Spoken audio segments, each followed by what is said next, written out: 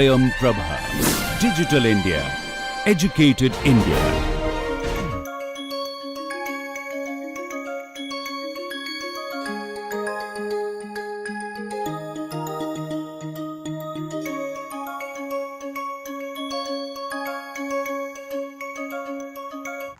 Namaste. In the last class, we studied gradient descent. We understood the intuition behind gradient descent and looked at broad steps that are involved in gradient descent. In this class, we will continue to understand gradient descent, some of the nuances of gradient descent and some of the variations of gradient descent that are being employed in the practical machine learning training. Let us begin. So, this is where we stopped in our previous class, where let us quickly recap this particular scheme. So, we looked at gradient descent, which has got 7 steps. So, we randomly initialize the parameter values, then we repeat until convergence the following steps. First, so the randomly initialized parameter values gives us a point in the loss space. This point will correspond to a model in the model space. Since we get a model with these parameter values, we can predict the output for each data point in the training using the particular model.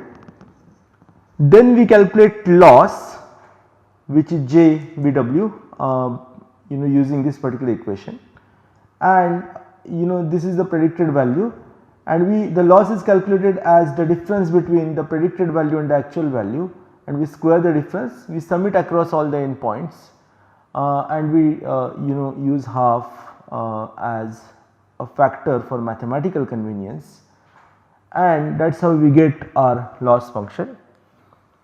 After calculating the loss function, we calculate gradient of the loss function at those parameter values, and we use those gradients to update each of the parameter value to a new parameter value by subtracting the product of learning rate and the gradient with respect to that parameter. And once we complete this particular process of calculating gradient with respect to each of the parameter, we update all the parameters to their new values simultaneously, and then we go back to step 2, where we go to a new point and we repeat the process. We continue this iteration until the algorithm is converged. So, let us try to understand the notion of convergence, and then we will come back to understand how exactly we can calculate the gradient. So, let us try to understand how the conversion works in gradient descent.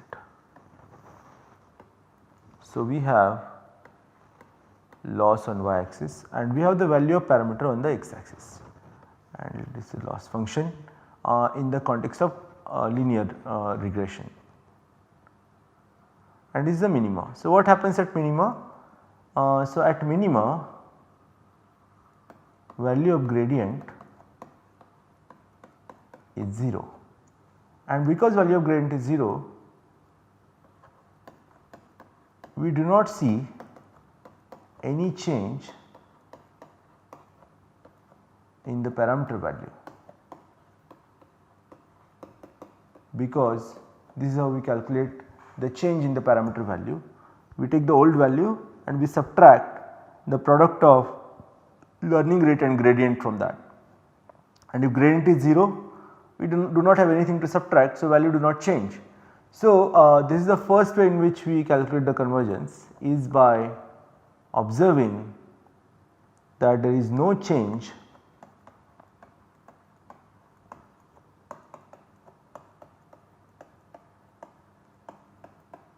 in parameter value either in subsequent iterations or for past few iterations.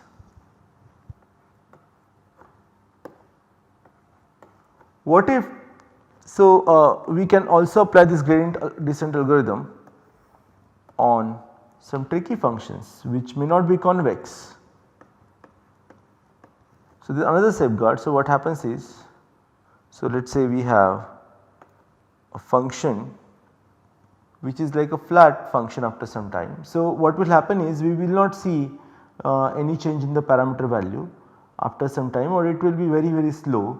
So, we do not want to keep making the changes and keep running this particular algorithm forever. So, we also define some kind of maximum number of steps, or we define a parameter called number of steps for which we want to run this. So, we either check for one of these two conditions, and if one of these two conditions are being met, we stop the gradient descent updates. So, the first condition is no change in the parameter value in the subsequent iterations or in past few iterations, or the number of steps that we decided to run gradient descent algorithm are done. So, we do not do any more updates to the parameter values. So, this is how we handle convergence part of it. Let us try to understand how do we handle the gradient calculation part of it. As I earlier said, gradient is nothing but the derivative of the loss function with respect to the parameter value. So, let us try to take an example of, so just for your reference I am going to write the loss function again.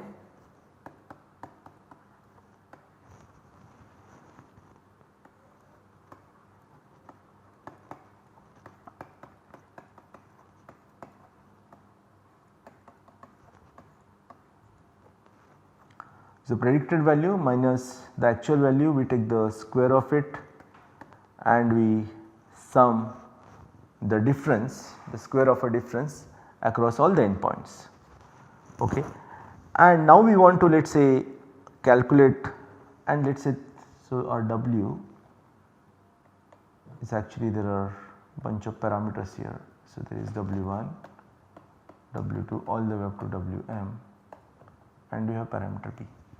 So, what we do is we calculate a partial derivative with respect to the parameter value. Let us say with respect to W1, partial derivative of the loss with respect to W1, del W1 of Jw comma B. Okay. And so, let us apply derivative operator on both the sides.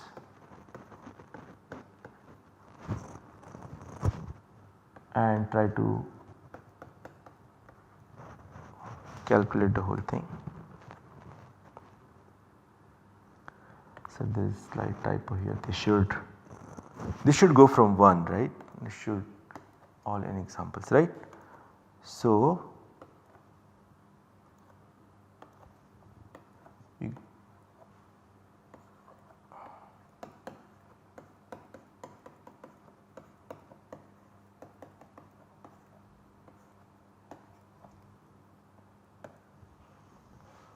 so, what we do is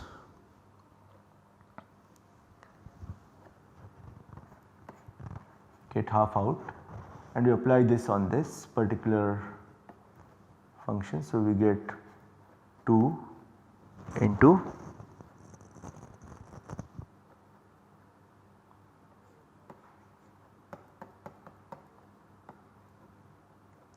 so we have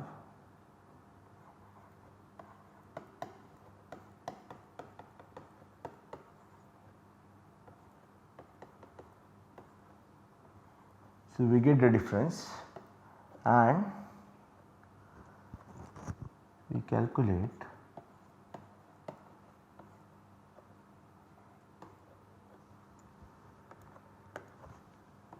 slightly complex looking, though it is not complex.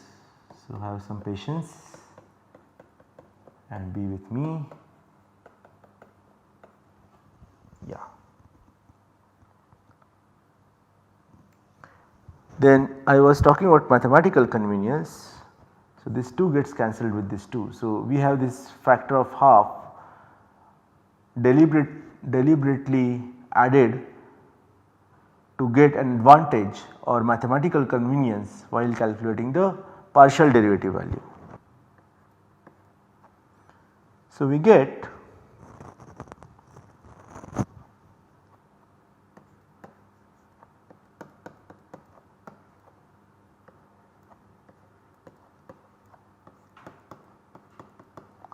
is the predicted value minus the actual value, the difference,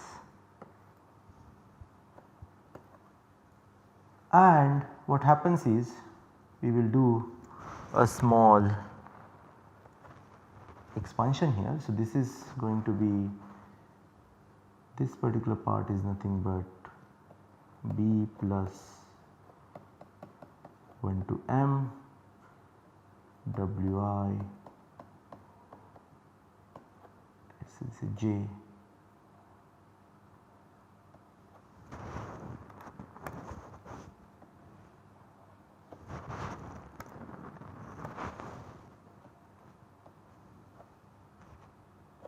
it expands like this, right, plus w1 x1 plus w2 x2 all the way up to wm xm.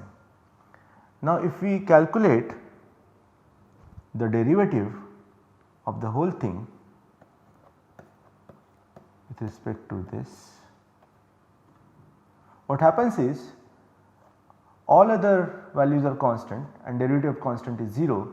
So, only this particular term will survive. This term has parameter w1 with respect to which we are calculating the partial derivative. So, only this particular term will survive, all other for all other terms the derivative will be 0. So, what happens is we get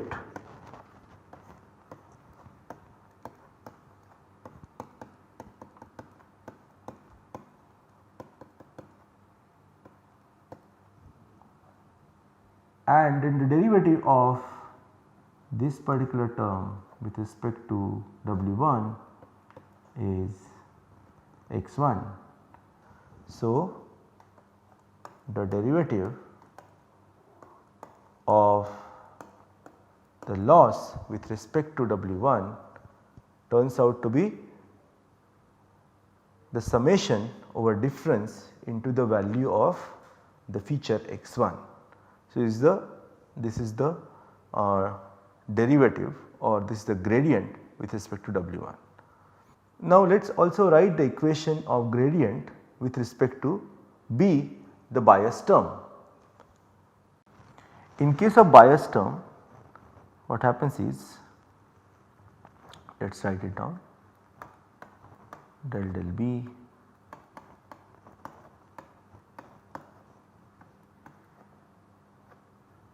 again we take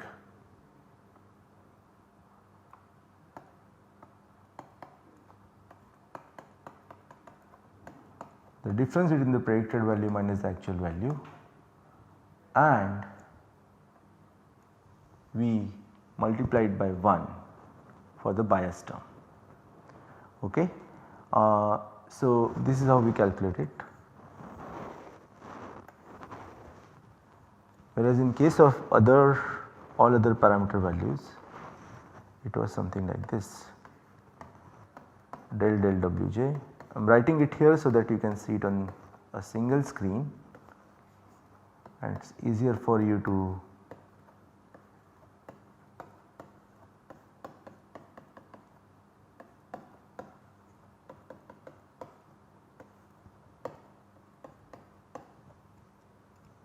xj. So, you can see that only difference is that this xj in case of each of the parameter, but in case of bias we have xj is equal to 1. So, this is how we calculate the gradient with respect to the particular parameter wj. So, you can see that this particular parameter calculation or this particular gradient calculation involves summing up over all the input data points which is denoted by this particular equation. So, this equation what it is doing is we calculate or we first do the prediction on each of the input data points and we take the difference between prediction and the actual value on all the data points and sum it across them. So, this particular process, think of it, think of you doing this on a very large training data set, and this becomes the bottleneck. So, this particular step takes quite a lot of time, and hence we are going to study couple of techniques in a short while from now, which will help us to do this particular step more efficiently. So, one possible way, so this particular version of gradient descent is called as a batch gradient descent. Batch gradient descent. So, here we take all n data points, we consider all n data points to calculate the gradient. So, we have slightly we have couple of variations of this gradient descent idea.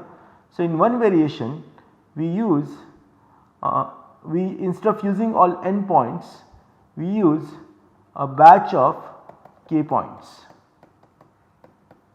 where this number k is much lesser than n, it is a much smaller than n, and what happens now is, so here instead of calculating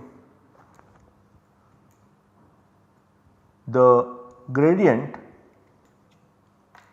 on all input points, this sum gets reduced to k points.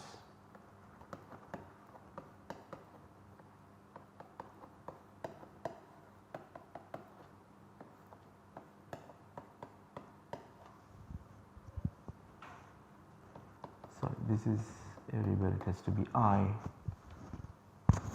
So, xj value of I data point. Okay, now what really happens is, instead of taking k points, instead of taking n points, we are taking k points. So, what is happening is, let us say this is our training data.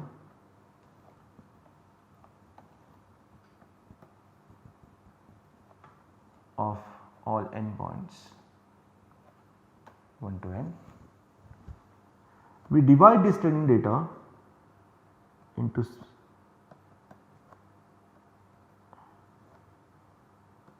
this is, so we divide it into smaller chunk. Each chunk has exactly k elements.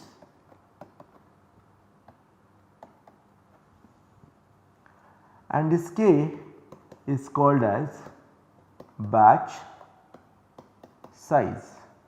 We normally use batch size, which is a number which is power of 2, 32, 64, 512, 1024, etc.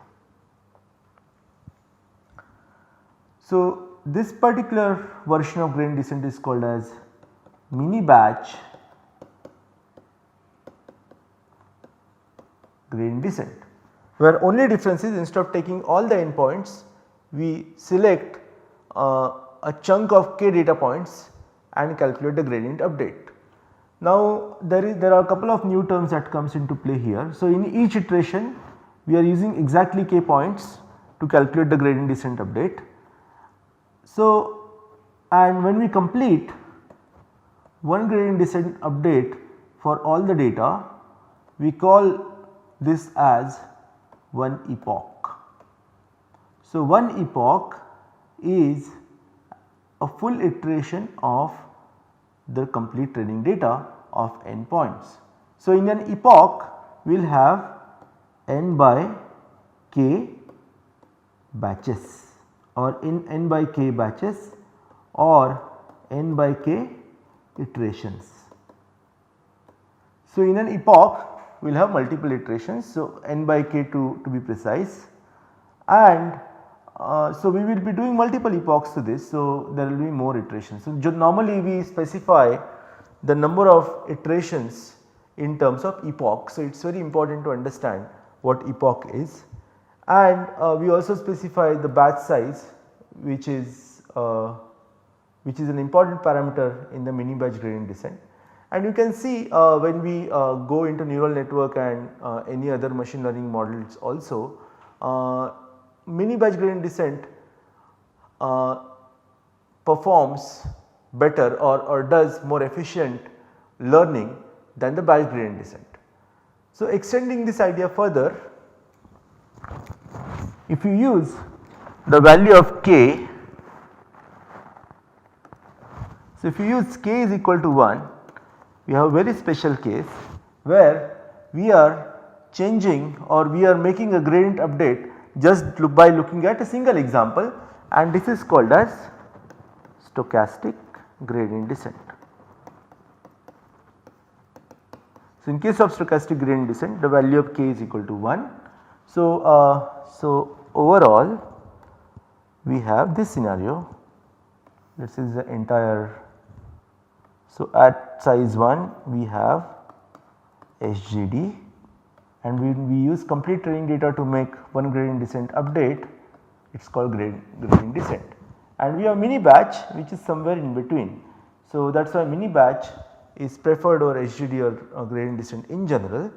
But if you have extremely large amount of training data, even some people use SGD, and you will see later in the neural network that we use some variation of SGD to make or for learning the neural networks. Okay, so let's write down the gradient descent process again in the context of mini batch gradient descent and stochastic gradient descent. We draw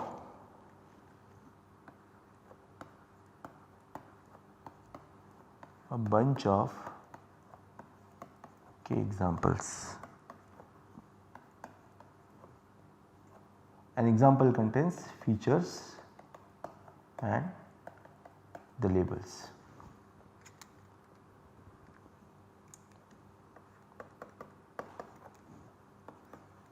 We first randomly initialize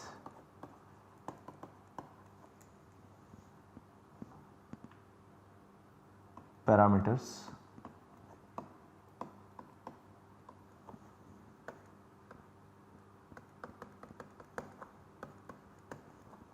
repeat until convergence. What do we repeat until convergence? We first obtain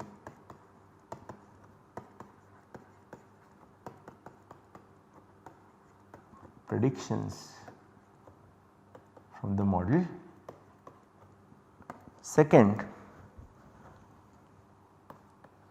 we calculate loss on the batch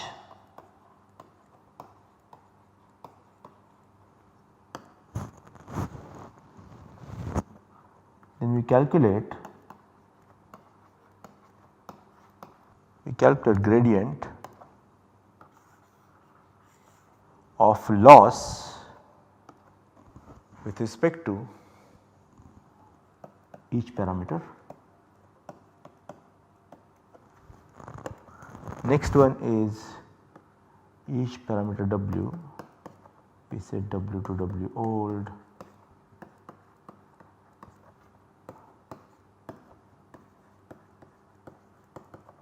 and finally we update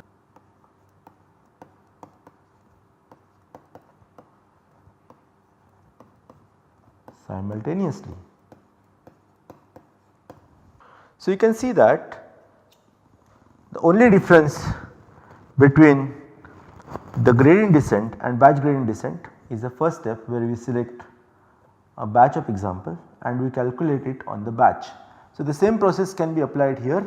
If we instead of k example, if we select all n examples and if we calculate the loss on the batch of all the examples here, then it is the same process as the gradient descent. So these are so we studied gradient descent and couple of its variations. So this makes us ready to train any machine learning model. So you can use one of these techniques to train machine learning model. Now the key question is, how do we know whether the machine learning model is getting trained or is it facing some issues, and if it is facing some issues, how do we really fix those issues? So before watching the video further, I would strongly encourage you to stop here and think for a couple of minutes, how will you measure or how will you monitor or how will you infer that your model is learning by looking at subsequent losses in the gradient descent updates or in the gradient descent step. Any ideas? I mean, it will be a good exercise for you to pause here for a couple of minutes and try to understand how you can, or try to think how you can solve this problem. So remember that in gradient descent what is happening is, this is our toy example where we have a parameter value here and j or loss on y axis, and this is our loss function. So if your model is training correctly, what will happen is, we start somewhere and we get updates, and with each update you can see that the loss is coming down. The loss was somewhere over here to begin with. When we made this update, the loss became lesser and lesser and further lesser. So what happens is that if you plot a graph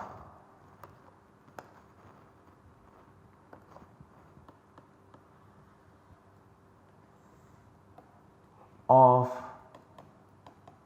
the iteration number and the loss. So ideally what should happen? As we train, the loss should come down and should come down to 0, smoothly it should come down to 0. In real life, unfortunately, getting 0 loss is sometimes difficult because of noise in the training data, and the noise in the training data occurs due to some issues in labeling or in data collection.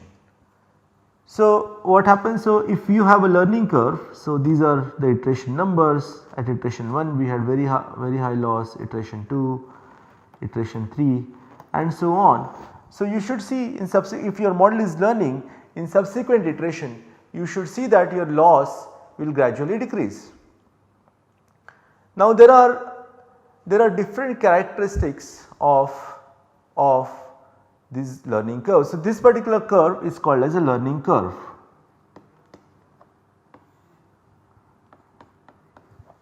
And this is one particular type of a learning curve.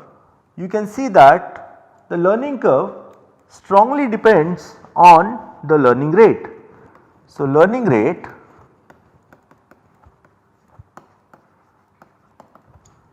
what happens if you have very small learning rate, then you will possibly be taking baby steps to reach the minima, which is over here. So in that case your learning will be very slow. So your graph will look something like this. It is learning alright, but it is learning very slowly. Okay. What if you have slightly larger learning rate? Then what might happen is that you will be making longer stride and you will reach obviously faster. So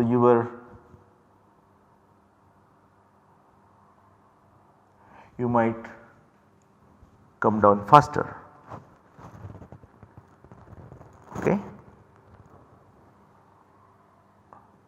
Larger learning rate, you will reach maybe 0 error quite fast, but this is a slow learning rate where you are learning very slowly, here you are learning very fast.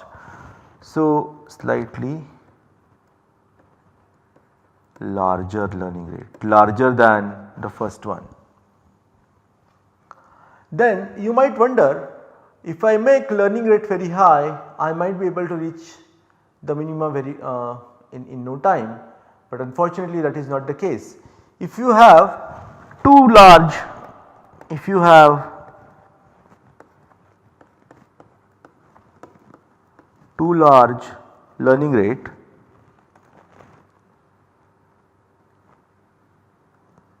then essentially your gradient updates. So, we set like this, right. So, W new is W old minus lambda times gradient, sorry, minus alpha times gradient. Now, if this value is too large, what will happen is, let us say I am starting over here, and if this value is very large, I might end up crossing the minima to this side, and then when I calculate the gradient here, so I will probably oscillate again on the other side, and I may not converge, I will keep on going from one side of the minima to the other side. So, what you will observe is, either you will not learn, or sometimes your loss will come down and sometimes your loss will come down and then it will go up. So, you will see some such kind of. So, this kind of learning curve is a problematic learning curve, and it tells you that there is something wrong with your learning rate, and you should probably reduce your learning rate if you see this kind of a pattern in your learning rate. If you see this particular pattern, then you have a room to increase the learning rate, and if you see this particular pattern, these are all perfect patterns. So, you probably found the right learning rate that helps you to reach the goal faster. So, ideally what you should do is, you should start with some learning rate like 0.001 and then increase it by order of magnitude, something like this. So, this is how you can diagnose if your learning rate is too high or learning rate is too small, and take corrective measures so that your machine learning algorithm trains efficiently, and even before efficiency you have to make sure that it is training and learning as per your expectations. Okay, so this brings us to the end of this particular module. In this module we studied different optimization algorithms, mainly of the flavor of gradient descent and its variations, and we also understood how to monitor and diagnose problems in the learning or problems during the training and how to fix them. See you in the next session. Dhanyavad.